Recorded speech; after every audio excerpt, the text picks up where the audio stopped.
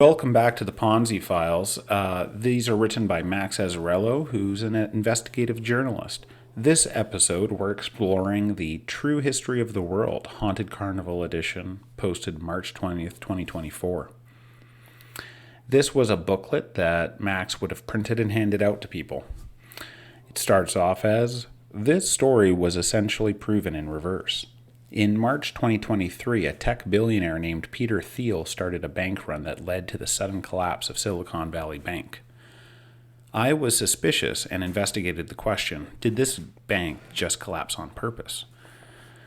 After digging through the ties to cryptocurrency, lies in the media, and several very suspicious startups associated with Thiel and other elites in his orbit, I eventually uncovered that these people were engaging in Ponzi schemes, not just once or twice, but likely hundreds of times.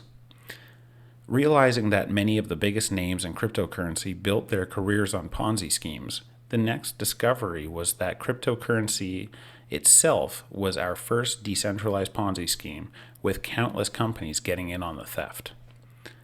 As the list of perpetrators grew and grew, it eventually revealed a totalitarian con. Our most elite universities built the crypto Ponzi. The biggest names in venture capital were financing the Ponzi. Major news outlets all promoted the Ponzi, and prominent members of both political parties were fully complicit. The big breakthrough around propaganda came via The Simpsons. I had proof that Harvard University was a massive organized crime front, and I recalled that many Simpsons writers went to Harvard. If The Simpsons is propaganda for the mafia, I asked myself, what is the point of it? Well, it tells us that we have no choice but to slave away for evil billionaires, that the American dream is dying because we're too oafish, divided, and morally decayed, and that we are easily conned by monorail Ponzi schemes. Ay caramba, I thought, The Simpsons brainwashed us, and if a show as popular as The Simpsons was doing it, it probably wasn't the only one. From there, we just need some historical knowledge and critical thought to realize that we've been given this sort of messaging in all directions. The other big breakthrough came when I was posting these essays on Reddit, which is owned by many of the financiers of the crypto super Ponzi. Over and over again, I received the same types of comments that would attack my credibility without engaging with any of the evidence I was surfacing. They were practicing fear, uncertainty, and doubt. As I dug into their other comments, I found them repeatedly sowing partisanship, mocking others, and promoting products that just as a secret fascist government would want them to. This repetition from so many accounts revealed that they were coordinated trolls, poisoning our discourse and making us think they were acting in good faith. Once we understand the totalitarian scope of the propaganda, we get to rewrite history. Booklet Footnotes 1. For the best account of historical fascism I've read, I recommend Fascism and Social Revolution by R. Palm Dutt. The full text is available here. Written during Hitler's rise to power in 1935, Dutt knew precisely what atrocities the world was headed for. The last chapter is a wonderful standalone essay. 2. Notably, Grateful Dead lyricist Robert Hunter was a participant in the CIA's MK Ultra program of brainwashing and psychological torture, according to this declassified CIA document. And when we know the big story that we're in a totalitarian doomsday cult, we recognize that the name Grateful Dead is a perfect name for a cult leader band. The fans not realizing they were the Grateful Dead all along. Likewise, the band's iconic steely logo evokes death and brainwashing. 3. The Gulf of Tonkin incident, the U.S. government faked that they had been attacked by the North Vietnamese ships. All propaganda draw us into the Vietnam War. As admiral of one of the ships of the staged incident, Jim Morrison's father was complicit in the lie, which is damning evidence against Jim Morrison himself once we recognize the signs of fascist messaging. For more on the role of the CIA played in the shaping of The Doors and other bands of the era, see Weird Scenes from Laurel Canyon by David McGowan, full PDF available here. 4. I bet you never noticed how often the Beatles evoke violent imagery. Maxwell's Silver Hammer is a happy, cheery song about a violent serial killer. A Day in the Life depicts a gruesome death. Rocky Raccoon, Bungalow Bill, Piggies, Tomorrow Never Knows all evoke death and violence. The words happiness as a warm gun speak for themselves. They also made the Butcher cover. The album cover depicts the cheery bandmates strewn with decapitated baby dolls and raw meat. We also find our secret fascist themes in songs like Eleanor Rigby. Look at how lonely and isolated we are. Taxman, fear the taxman. Yesterday, turn to nostalgia because life is getting worse. And in their promotion of the nonsense, Paul is dead, conspiracy, get the public to chase conspiracies to hide that fact they're being ruled by financial criminals. 5. For the best book on the Manson family murders, see Chaos Charles Manson, the CIA, and the Secret History of the 60s by Tom O'Neill, which reveals numerous cover-ups by the CIA agents connected to the Manson and his cult. When we realize the scope of the con, we understand why Manson said the Beatles' White Album was secretly promoting a race war, because both parties were in on it. 6.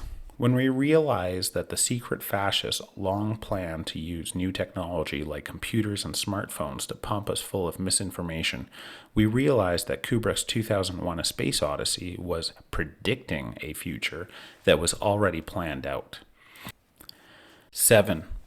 For more examples of secret fascist bands, we've got Devo, which stands for devolution, and means that society is becoming too morally decayed. Like the Grateful Dead, their iconic energy dome hats evoke brainwashing.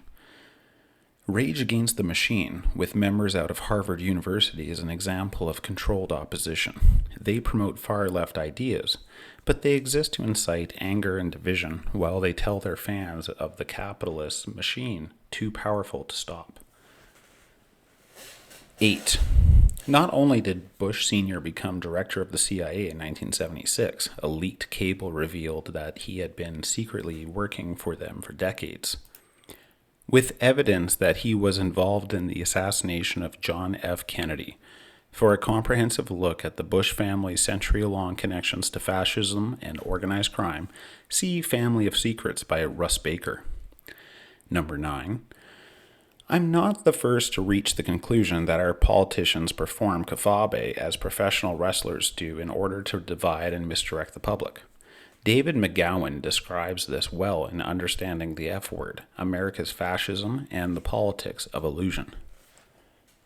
For a common propaganda tactic used to create post-truth America, see On Bullshit by Princeton philosophy professor Harry Frankfurt.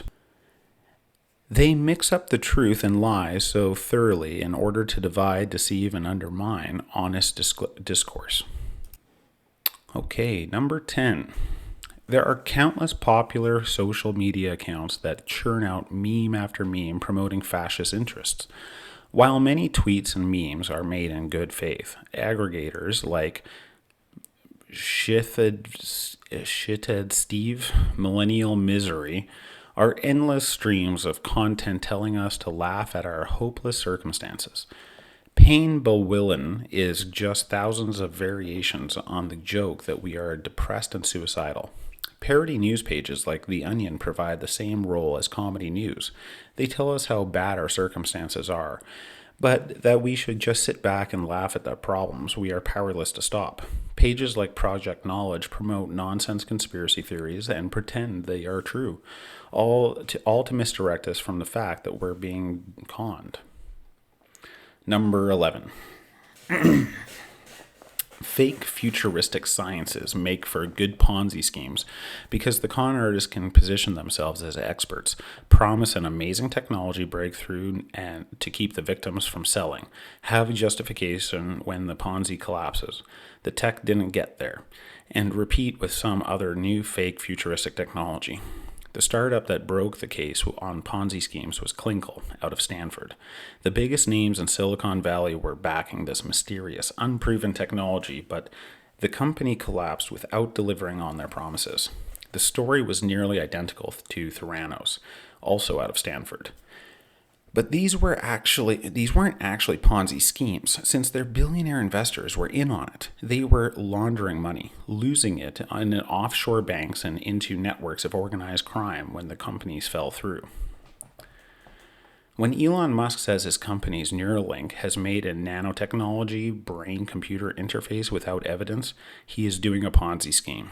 When Peter Thiel promotes a man-made island in the middle of the ocean for Seasteading Institute, it's a Ponzi scheme.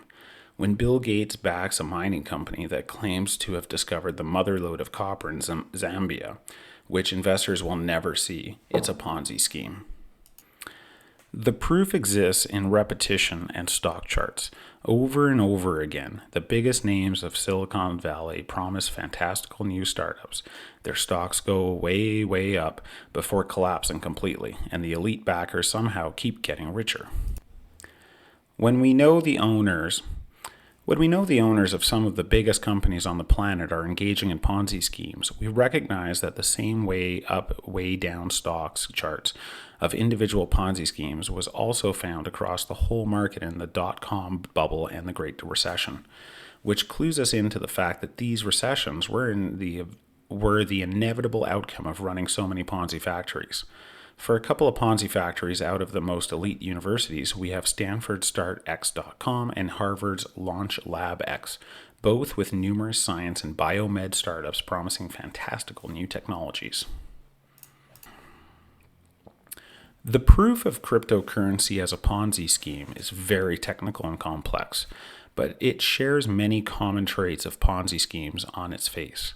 It involves complicated and mysterious technology. Promoters tell buyers to hold on for dear life and that it will be worth millions someday, and it is an unregistered security that uses offshore banks. Although the public is told that the blockchain allows for full transparency, the perpetrators invested in the technology that would allow them to securely move assets from public to private blockchains and to use high-frequency trading to move huge quantities of assets behind the scenes. There are staggering volumes of anomalous around Bitcoin, the most popular cryptocurrency that we can trace to particular venture capital investments, which I have covered in more detail here. The revelation that cryptocurrency will collapse the world economy comes from the recognition that the same people who were building and investing in the crypto Ponzi also owned many of the biggest companies, and they were using them to pipe out the stolen cash. I've got a write-up on the PayPal here, and as an illustrative example, and show how Meta funneled billions in stolen cash through Credit Suisse before it collapsed via their Libra cryptocurrency in this document here. Many of the companies engaging in the theft now have mass layoffs. For a simple exercise, when a company reports mass layoffs, just search Google News with their name and the word blockchain. That's because the companies have less money than they are supposed to, since they use the blockchain to funnel stolen money out of crypto exchanges through their companies and into their own pockets. The following companies have all recently announced layoffs, according to this article, and all invested in the blockchain. Mattel launched a blockchain-based marketplace for NFTs in April 2023. Cisco announced the use of blockchain for network security in February 2020. Nike announced a blockchain-based product traceability system in June 2023. Estee Lauder used the blockchain for sustainable sourcing of materials in October of 2020.